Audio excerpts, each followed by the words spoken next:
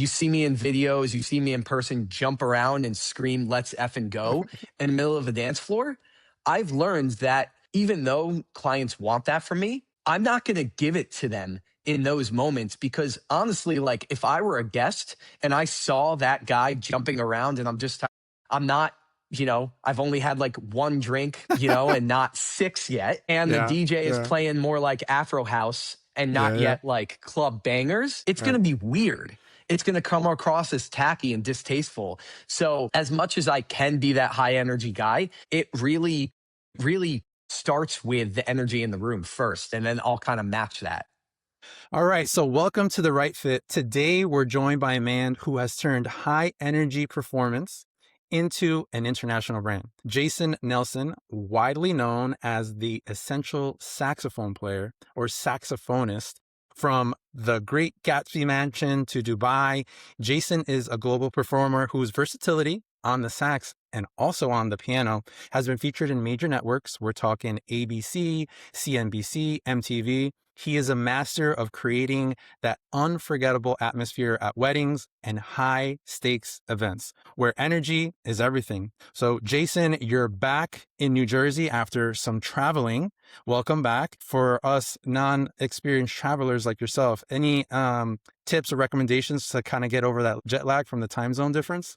Well, first and foremost, thank you for that introduction and thanks for having me. Super pumped to be here. And I guess my biggest travel tip that I'm slowly starting to learn too is honestly drink a lot of water. Okay.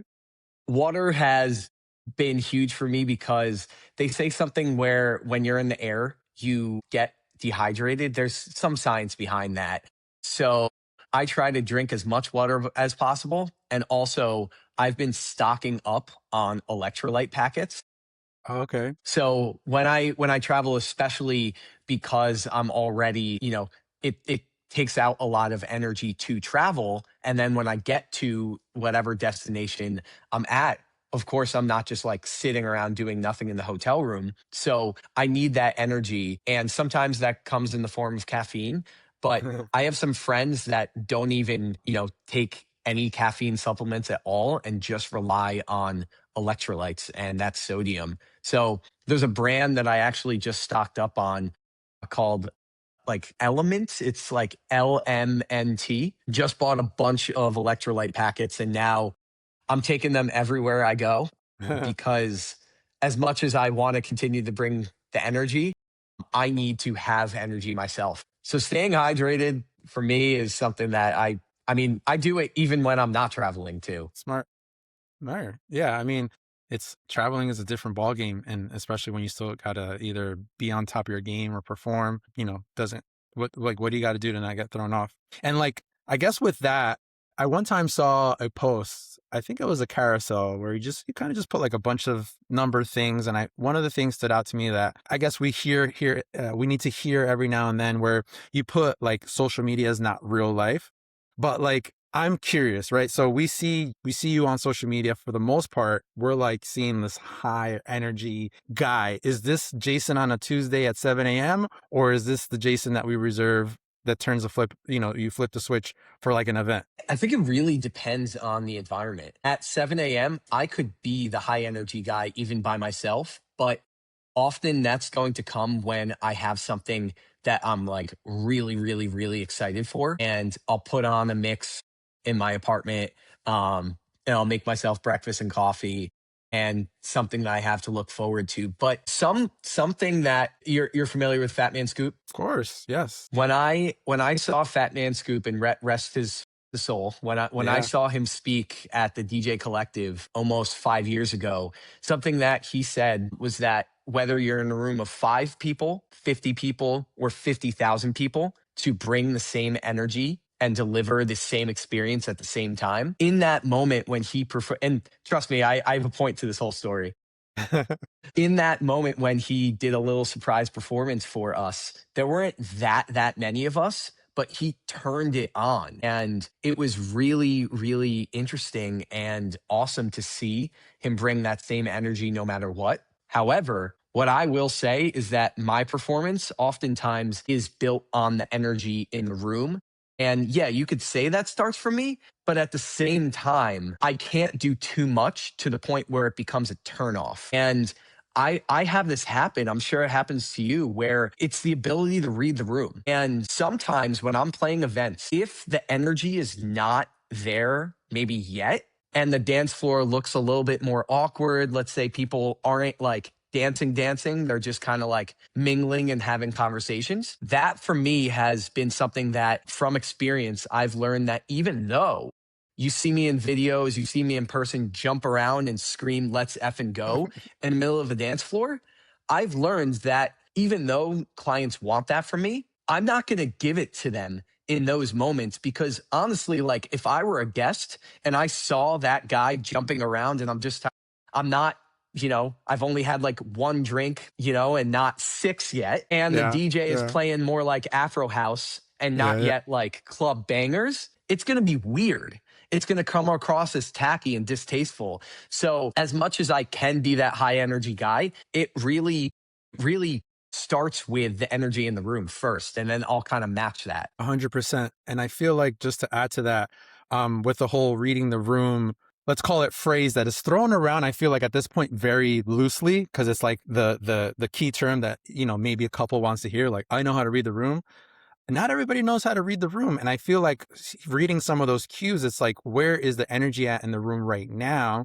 And even as a DJ, I understand like that there's different levels to the music, but that music has to coincide with what's happening, right? Like a hard EDM drop and the people are not there yet is like just going to fall very flat and it's going to be uncomfortable for everybody involved. So I'm glad that you noticed that and then you're kind of mirroring what's happening in the room, and that's a big social skill to have because not everybody has it, right? And I think it's important. So very, very good insight on that. And so we see a lot of sax stuff, but I also see some piano stuff that you do. So which came first, or like did the sax lead the way and then you're just like, well, I'm going to do a little keys now? Like how did that evolve? I've actually been playing the piano longer than I've been playing the sax. I learned the first ever lesson I had at piano was I think I was around 7 or 9, something like that, somewhere in that range. And before that, I had a keyboard that I would just like fool around with on my own. And it wasn't until fifth grade band that actually started picking up the sax, which was actually the best transition because I had already known how to read music. I already knew the notes and the chords and everything. And the piano, because it's in like they call the concert key, along with the violin, along with the guitar, it helped me to be able to transpose what I was doing on the piano to the saxophone. And for piano is an instrument that I could sit down and play for hours by myself, in front of friends, whoever. Piano is something that will always be my first love.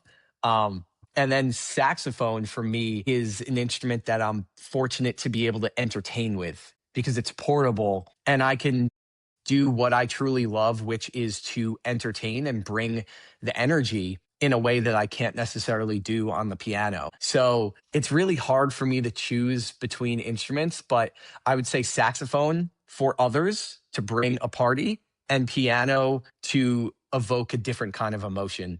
Um, you know, try to make bridesmaids cry when their friend walks down the aisle. And I never know, are they crying because of their friend walking down the aisle or because of the Justin Bieber song I'm playing, or maybe a combination of both.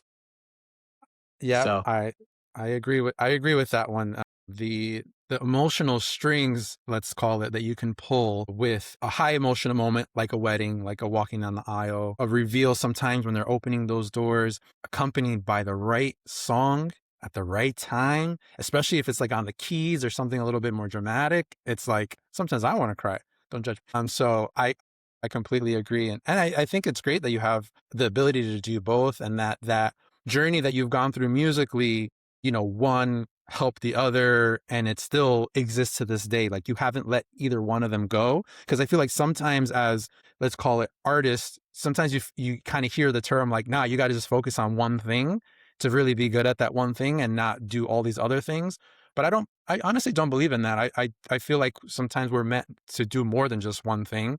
And you continue to do two things that you love, which is entertain, but still do the other side of it. So I think that's really, really, really dope that you continue to do both. So, and fun fact that you started that, I'm learning stuff here too. And hopefully anybody else listening is learning a little bit more of the early Jason, right? And so we got early Jason, we're talking a little bit about your roots and things like that. But like the Jason that we see, as let's call it a global performer, what do you think is most like one of the most things or like a biggest thing that's misunderstood about your life, right? Because Hmm. what people are seeing this one thing, like what's something that people misunderstand about you? It's a great question. I'd say something that often gets misunderstood is that I don't have a great balance and that I'm constantly on the go. Because what's really interesting is that I could look at someone else on social media, someone could look at myself on social media and think, "Oh my god, they must constantly be busy.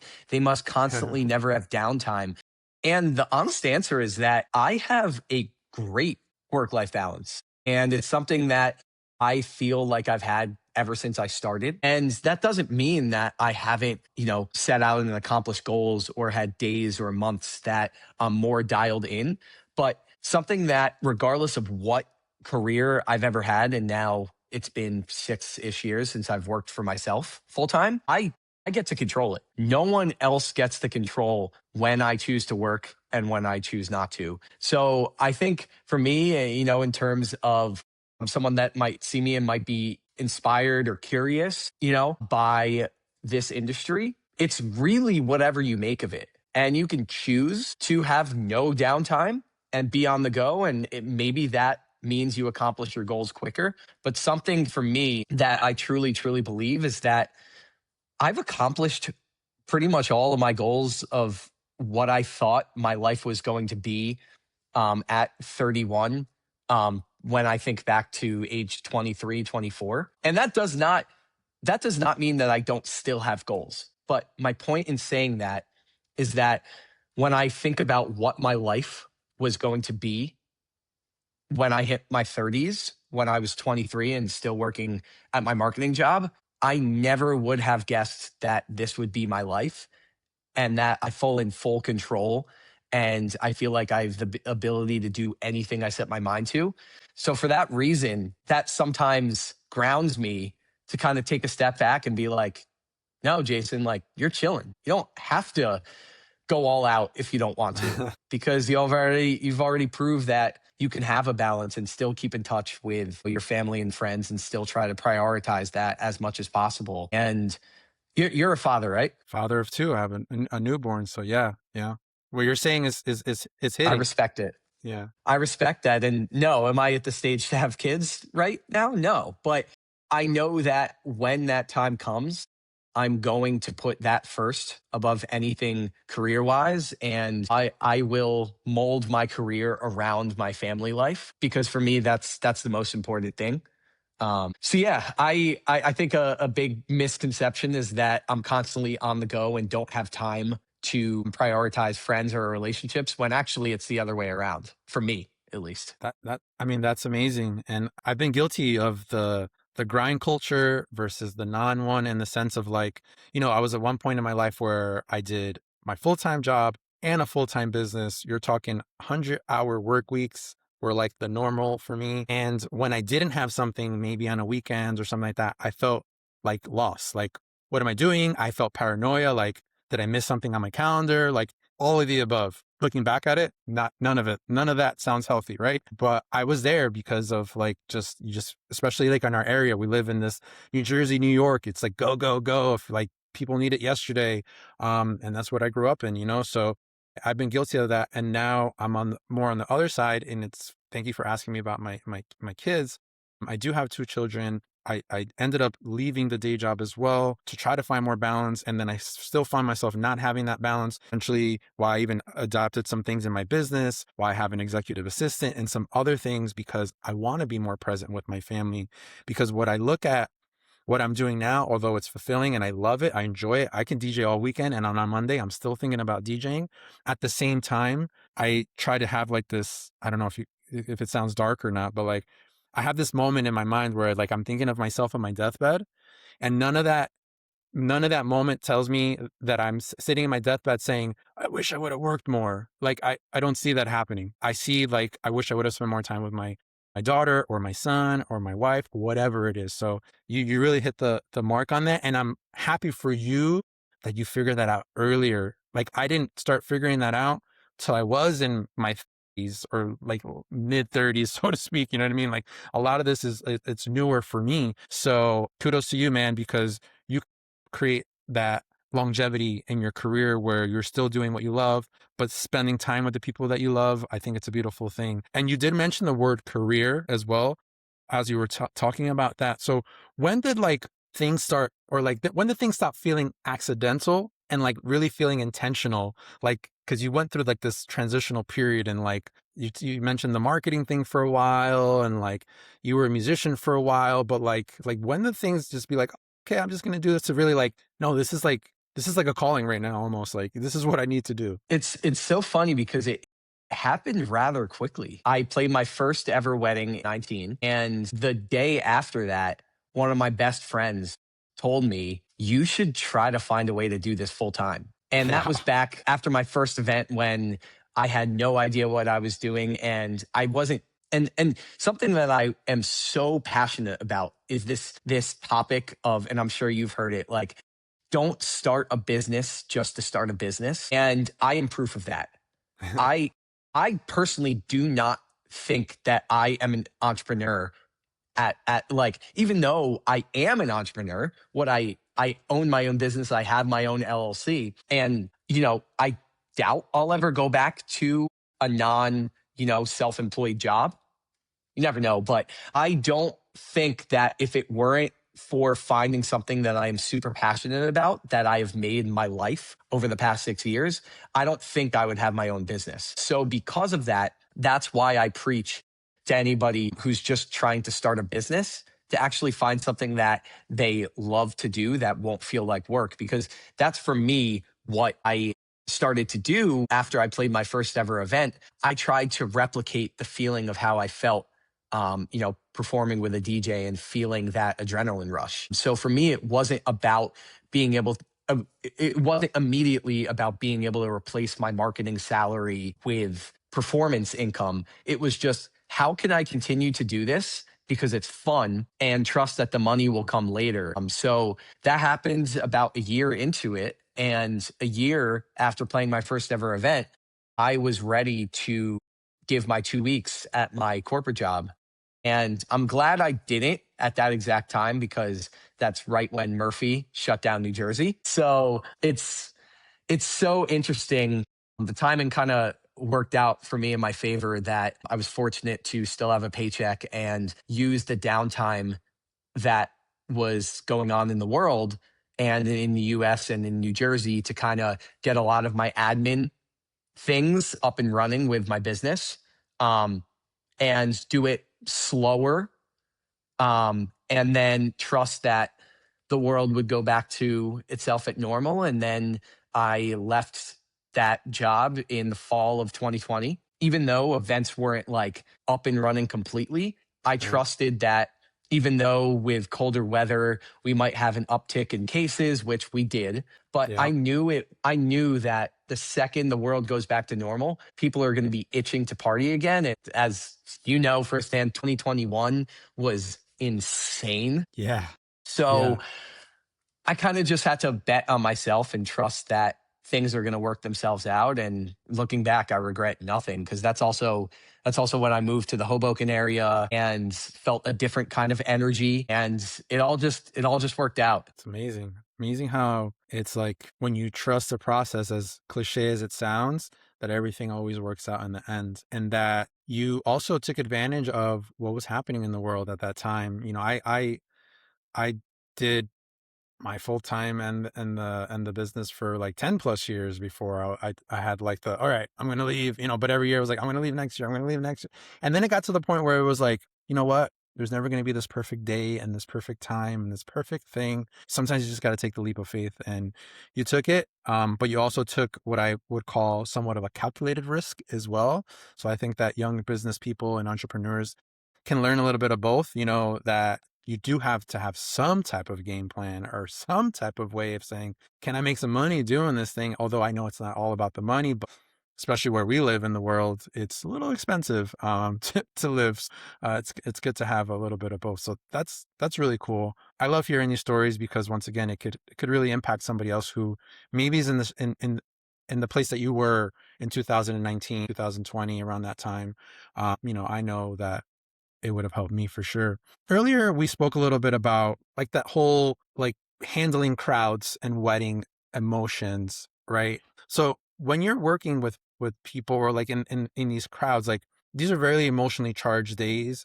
And not for nothing, Jason, let's be honest, once we start getting to our price ranges and in our market, the expectations are high. Okay. They're not like, whatever, we found this guy on Craigslist, what, we don't really care. Like they find you and they're just like, this guy better knock it out the park. You know what I mean?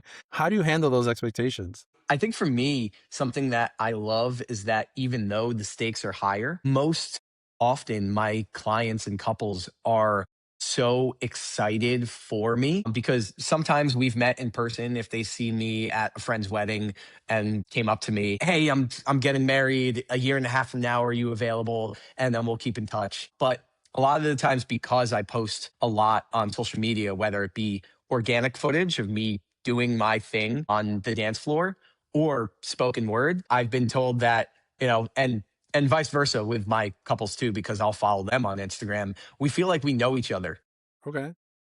So the way that I approach what I do is a similar approach to when I was back at the business school at Rutgers and had to give marketing presentations in a group project.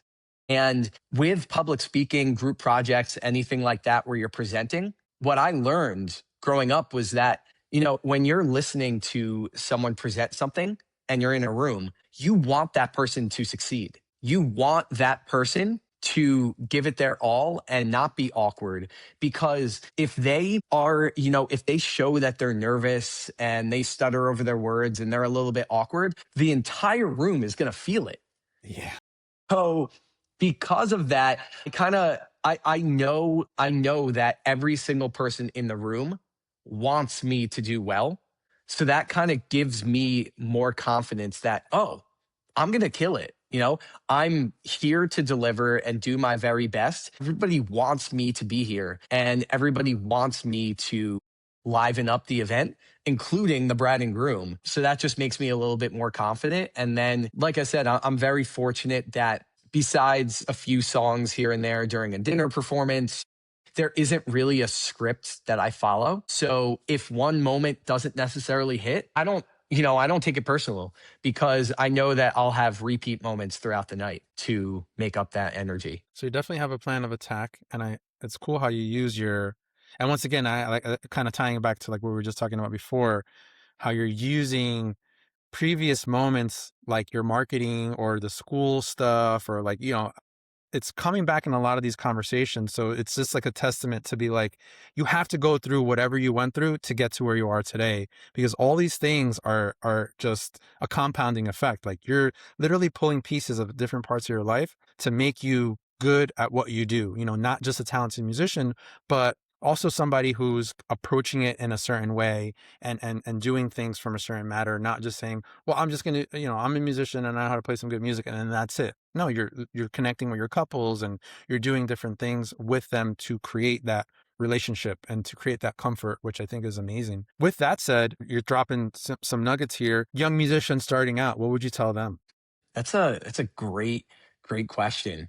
I I'd say to anybody starting out who's a young musician, now you have social media and you can consume as much as possible. You can also go on YouTube, you can learn as much as possible, but really go on social media to just prove that if you want to make a career in music performance, especially with private event performance, it is extremely practical. And it's not just me, there's tens, possibly hundreds of different wedding, private event, life musicians who are making a very comfortable living across the world doing exactly that. And I think, as much as as much as some may say that the industry is becoming more saturated, I actually think there's enough work to go around for everybody.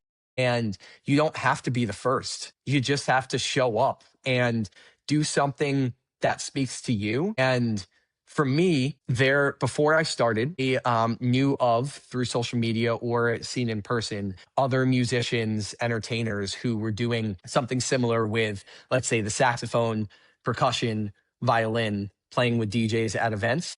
And I took inspiration from, possibly their personality or how they carried themselves and a few little nuggets here and there. But the one thing that I didn't copy was their ability to be themselves. Because for me, I knew that if I molded my exact brand, sorry, if I molded myself to exactly what that other musician was doing, I wouldn't be successful doing it because it's not me. And that's why I've been in on different podcasts or different mentorship groups before, and people have asked me for like the secret or to give little nuggets. And Yeah. sure, I can give, some very objective, universal sounding advice, but something that I cannot teach is the ability for someone to just be themselves and create a brand that speaks to authenticity, because it's going to look a little bit different for everybody.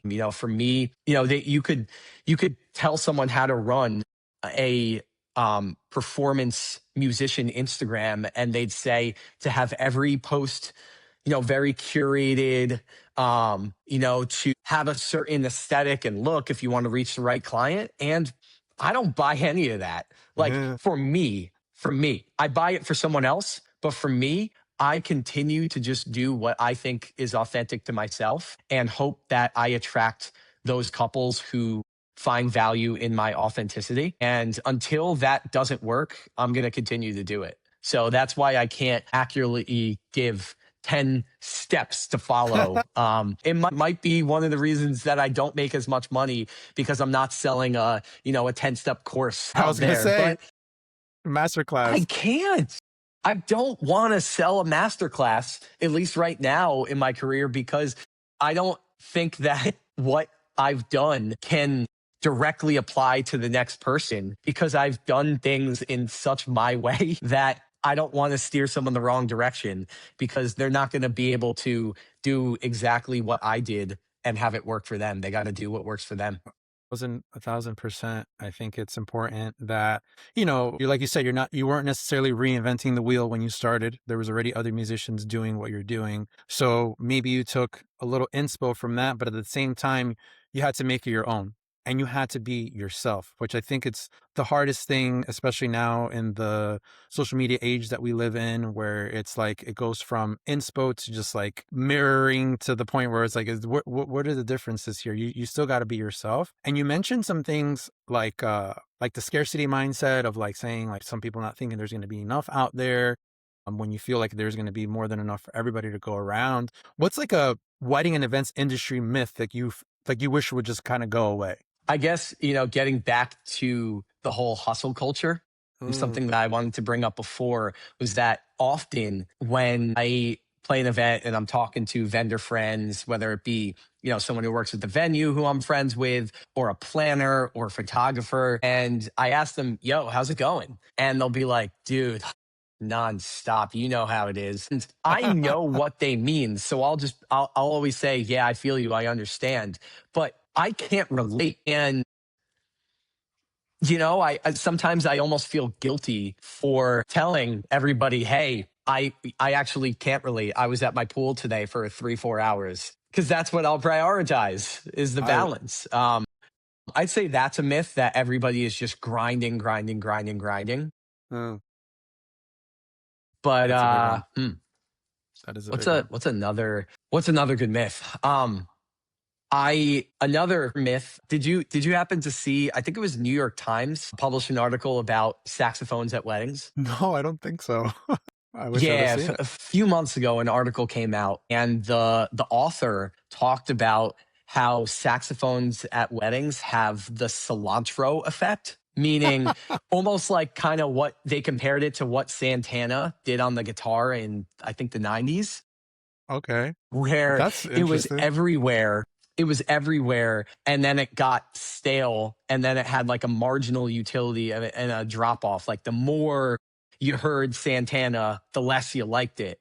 And she was kind of comparing saxophones at weddings to that. And I respectfully disagree because I think it all depends on the particular entertainer and how much they bring. And like I said, if that musician isn't experienced enough and they just go out there the entire time at a wedding, a private event, a bar, and just wail on the instrument and play a bunch of jazz scales, yeah, it's going to have that effect that the more you hear it, you might not like it.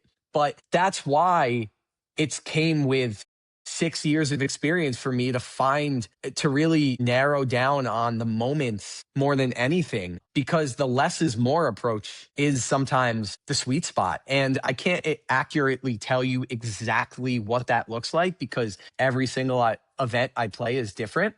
But I really don't believe that article to be exact and correct, because I think it really depends on the performer. And to that, I'll often have weddings where I'll dial it back and then I'll hang behind the DJ booth to catch my breath, grab a drink of water, and the guests or the groom are like ushering me back, like, come on, Jason, like, come back out there. So They want it. that is something that I found will work if you find the sweet spot between overplaying and underplaying, and just find that happy medium. Okay. That's interesting, the stuff that they come out with. And once again, very subjective, right? And into like what people can take out of that. You've mentioned today a few times, working with DJs and just now being behind the DJ booth. I mean, like, what is your, I guess, take or experience on when you're connecting and collaborating with the DJ? Is it something like that you're talking beforehand with the couples, or is just kind of like, hey, here's my DJ to make it work? Or like, how's that process go for you? So there's not one size fits all method for me, but something that I am very fortunate for in New Jersey, New York City area is that even though we might have a saturation of DJs, I actually see that as a good thing, because it means that there aren't only five different DJ companies that a couple could use that really stand out. There are 20 plus who, anytime that I see their name on, a vendor list of who a couple chooses to go with and I'll sync up with, I'm confident that they're going to deliver. And from the times we've worked together, I was confident too. Not just because I've worked with you in person, but also the content that you put out. Like, I know that you get it. You Mm, get it and you understand and you've had enough experience. So for thank me, you. while couples, yeah, of course. And of course, while couples will ask me from time to time, hey, Jason, could you give us the top 10 songs that you would recommend that work really well with your style? I'll do that, but I won't necessarily tell a DJ to play those exact songs. Like, at the end of the day, I want to make myself as easy to work with as possible, because I'm very fortunate that I'm able to plug in with you guys and you guys help me sound good. So often what I'll tell a DJ, if I haven't yet worked with them before, is, hey, this is my style. I like to play along to a lot of high energy dance tracks, and throughout the night, I'm sure you're going to be playing all kinds of genres, and I'll sprinkle in and out. But the club mashup style, Hoboken bar, mixed cloud style, where DJs have edits and re-drums and everything, that's my style. Hmm. So, as much as you can to avoid playing all 3.5 minutes of a track, the better, Yeah, it's rough. because I love, which is why often, even though I probably prefer weddings over bar mitzvahs, just from, I feel like more often I'm booked at a bar bat mitzvah for the parents and not as much for the kids. But I will say sometimes I love playing at b'nai mitzvahs because the kids are 13. So their attention span is so short, meaning Yeah. the DJs are really, really good and will quick mix And Okay. I love that because if Yeah. I'm out there on the dance floor and I'm doing my circling around or whatever, it's not going to get old if the DJ keeps on transitioning track to track because I don't have to repeat the same exact riff on the saxophone. I'll have a different riff or I'll get to sing along to a different song with all guests out there. So yeah, I'm very fortunate that we have awesome talent in this area. And I think over the years with AI, I actually don't think it's going to take anything away. I think it's actually going to make our jobs easier, so to speak, and we're going to have more tools to deliver more of a highly energetic experience. I love that. I love the openness to moving forward in technology and not necessarily like putting fear into things. And it's not, I don't feel like it's going to help anybody. Also, fun fact, I don't know if you knew this, Jason, my early beginnings in the private event industry were working for a major bar and bar mitzvah company. So I did quite a few mitzvahs in my day. So I know exactly what you're talking about, the attention span, the energy, the dancers, the motivators, all of the above. So interesting concept on that. Doesn't always work well at weddings, right? Because you have the 67-year-old that wants, maybe 2 minutes of September, but I'm still going to cut it. I'm not going to play the Of whole three, course. 3.5. But yes, interesting balance. So, I mean, man, like so much that I'm learning here about you today, and so much that you're sharing with us. But I always feel like there's a root to things, not just your experiences, but potentially person. Who is somebody influential, a person that's influencing your life that maybe has a little bit to do with the man that you are today? So I think first and foremost, I'd have to give that to my parents. I owe everything to them, and I'm just so fortunate that at an early age they gave me the tools to learn music, to appreciate music, and to be inspired to do whatever I want with my life. They gave me the tools, but they never pushed me in any direction. And I really, really, really doubted myself and my musical abilities when I was younger because I never quite thought I was good enough to play in the top wind symphonies because honestly, not all of that music spoke to me. So maybe that's why I didn't really practice too much. And that's often why you know, I will, when I compare myself to other musicians out there, musicians, I will, think that so many people are better than me. But I'm just so fortunate to have found an avenue that I truly love that has been able to make my musical ability shine in the best way. And I really owe it to my parents that when I doubted myself growing up, whether it be in middle school, high school, college, they always believed in me and encouraged me. And, I had to figure it out on my own and find that confidence on my own. And they're my biggest supporters now, which is amazing. And it's nice to be able to spend time with them when I'm off, especially because they retired recently, which is so awesome to see because of how much they deserve it for sacrificing so much for both myself and my brother. And right now, I would say someone who I don't know personally, but I've been so inspired by him over the years. I'm a huge John Summit fan. And I don't just mean John Summit as an artist. I love his music, but I am so inspired by him as a person and the way he carries himself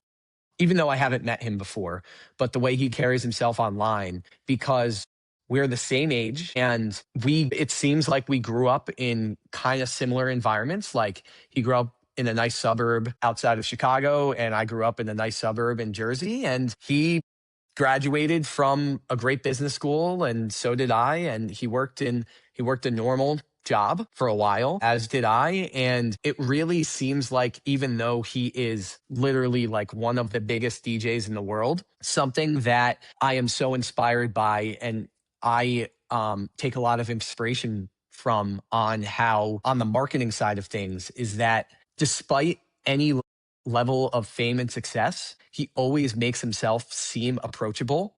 And whether that be after he plays a show or a festival or something, he'll just randomly put up an Instagram story going on a run and post like his Strava recap or something. Hmm. And I know that he's not at a level of celebrity like, a politician, or he's not necessarily Taylor Swift, whereas if he posted his location, it's going to be unsafe. Hmm. But I think that it's really awesome to see that someone even of his magnitude who's making millions a year and is doing insane things Yeah. is still so humble that he treats his life like a normal life, even though he doesn't to by the standards of society. He doesn't have a normal life. But I think just his ability to, it looks like he has a normal friend group and a normal circle. And I feel like if I met him, I wouldn't be starstruck because he comes across as such a normal guy. And that for me is so inspiring because despite any achievement that I accomplish in my career setting, I never want to lose sight of when I go to my friends' weddings or my family parties. I just want to be Jason and the same person who everybody in my life knew me 10 years ago before I did any of the essential Jason Nelson stuff. So that to me is really important that no matter what stage I get to in my career, that I'm always just, I'm never going to change as a person and lose sight of who I am. I love that. And I feel like you found the balance in your inspiration from your parents to him because, you're getting something from both sides, but at the end of the day, it sounds like your goal is to still remain grounded, right? So you needed your parents, and what they did for you and they uplifted you. And it sounds like reason why you're where you're at today is obviously with their support, which sounds like it was so amazing. But then now you're looking at this, let's call it celebrity. I don't follow John Summit, but I mean, he's done stuff in Vegas at the Sphere, and I know he's not small time. You know what I mean? I know he's doing big things, but that's cool to know. I might have to give him a follow and see more of his stuff. So as we're wrapping things up here, I want to do like a quick little rapid fire round where I'm going to ask you a question, and I want it to be a little bit more just like whether it's a word or like a short sentence on what I'm going to ask. All right, so. What is the one detail guests always remember most about an event? The emotion, The emotion. Okay. the emotions. What is one trend you've seen, could be recent or for a couple of years now, that needs to retire? I mean, this is probably already retired pretty much, but Garter, The guard. Garter, Garter, gone. Um, uh, Announced cake cutting, another one. Okay. Yeah. Okay. I say those are fading out. The garter 100%, but the cake is I think probably going more on the unannounced route at this point, but there's still people who are stopping for it. So, okay. Valid And points. then another one, I'm going to preface this by saying I have a tremendous respect for all my videographer friends and cinematographer friends, but I am not a huge fan of same day edits. I just have to say, I Okay. think they're cool. I Okay. think the production is awesome. But if I were getting married, maybe that's because I prioritize dancing and I don't want to take 12 minutes out to sit down with my future wife and just watch something and watch something that everybody else in the room also experienced the entire day. I think the video recaps are amazing. I don't anything to take away from dancing for me is I I just prioritize that so much. I agree. Anything that's going to definitely take away. And it kind of brings me back to my mitzvah days. I don't know how you feel about this or not, but bro, those montages were too long. And it was once again, depending how you look at it, but I was like, all right, like it goes from like, oh, to like, all right, this was a little too long winded and it's definitely taken away from the party. But Yeah. it seems like we're on the same page with that.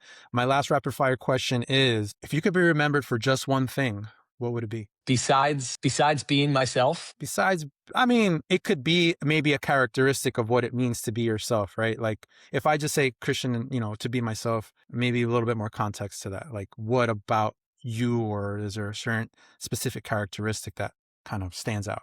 inspiring people to be themselves and to inspiring people to believe that by the trust first mindset of giving everybody the benefit of the doubt and showing kindness first, it's going to benefit you in the long run. Love that. Love that. So my last and final question, and this doesn't need to be as rapid fire. The last three were, what makes a client the right fit for you? Hmm. Despite having the budget, no, I'm just kidding. I mean, I'm look, just kidding. that is No, important. I've met some great people, and then sometimes it doesn't work out because of the budgets. don't use that as a soundbite. No, I'm kidding. I'd say for me, it's someone who is equally as excited for their wedding as I am to play their wedding. Mm. And I'm sure you're seeing it a lot on social media, as I am, of different wedding industry professionals talking about how we've lost the plot and that people are having weddings because they want to impress other people and just to have the weddings, but really they're not doing it about the real reason you're getting married in the first place, which is to get married to the person you want to spend the rest of your life with. Facts. It seems obvious, but Yeah. apparently it's not. So I think for me, the right fit is finding someone who is so excited to celebrate love with their partner, with the people that they love and want to have in a room together. And they prioritize wanting to have the best night of their life and prioritize the energy. And if you prioritize other things, and there's a lot more things that go into a wedding than just, the entertainment and the food, Yeah. I'm well aware of that. But if you prioritize the energy that we're going to feel together on the dance floor, that when you're with your future husband or wife and all your best friends and family, we're going to have the best night together. And I can feel it when I hop on phone calls and my couples are so super pumped. I know that they're the right fit because I can tell, because when I get married, that's the exact energy that I'm going to have on the phone calls when I talk to all my vendors. Of that. And I think you hit a little chord there that, no pun intended, it comes up. It's kind of come up as my piece of advice to couples. It's remembering what this is about, type of thing. Especially in our market, it can get a little, like, sometimes I hear like the stressors or the complaints, and I'm just kind of like, all right, what are we doing this for? You know what I mean? Like, trying to party, celebrate your love, have a good time? Or are you worried about this little menu card that most people are not going to read? And if they do read it, it's going to go to the garbage in 2 seconds, right? Like, what is the priorities, right? And so, and that, I'm not saying that they're not entitled to feel that way, but once again, when you're aligning with that couple, you're kind of like, does this make sense? Like, is this what I'm about? And I love that you know that. Jason, where can people follow your journey or stalk you like I have? Where can they find you? Where's the best place? Besides anywhere in the Hoboken area along the waterfront, you'll probably see me on a walk once it gets nicer. I hate the cold, but once it gets nicer, you'll see me out there. Other than that, Instagram, TikTok, YouTube, Facebook, Essential Jason Nelson. Central Jason Nelson. You heard it. He's on all platforms. He didn't give up TikTok just yet, even with their new terms. So thank you so much for making the time here today. And I hope whoever listened or watched here was either inspired or found a cool little insight about Jason and what he does and, who he is. So thank you for tuning in, and we'll check in with you guys next time. Peace. Thank you.